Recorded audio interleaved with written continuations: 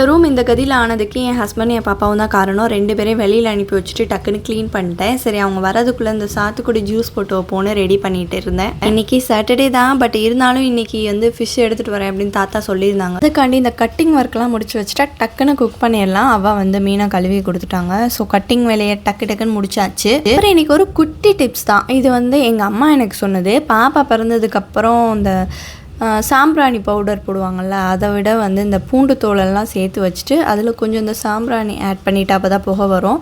அதுக்கப்புறம் வந்து இந்த ஓமம் அது போட்டுட்டு மஞ்சத்தூள் இதை போட்டு அரைச்சி எடுத்துட்டு நம்ம இந்த கறியெல்லாம் எடுத்து நல்லா நெருப்பில் காட்டிட்டு அதில் தூள் மாதிரி போடுவாங்கள்ல, அதுக்கு இதை போடுவாங்க. வாசனை ஸ்மெல் பண்ணி குளிச்சுட்டு தலைக்கெலாம் குளிச்சுட்டு வரும்போது சளி பிடிக்குமாங்கள்ல, இதை போட்டால் வந்து சளி பிடிக்காது. ஸோ அதனால வந்து நான் ஆல்ரெடி ரெடி பண்ணி வச்சுருந்தேன். அது காலி ஆகிடுச்சு. இப்போ ஆஃப்டர் லாங் டைம் இப்போ தான் எனக்கு செய்ய நேரம் கிடச்சிது. ரொம்ப நாளாக சேர்த்து வச்சுருந்தேன், அதை வந்து செஞ்சேன். இதுக்கப்புறம் செய்கிறதுக்கும் பூண்டு தோல் ரெடி பண்ணி வச்சுருக்கேன். ஏன் இப்படி போட்டு வைக்கிறேன்னா, அப்படி போட்டு எடுத்து வச்சுட்டா கொஞ்சம் அரைக்கிறது கொஞ்சம் ஈஸியாக இருக்கும்னு சொல்லி அப்படியே ஓப்பன்லேயே வச்சுருவேன்.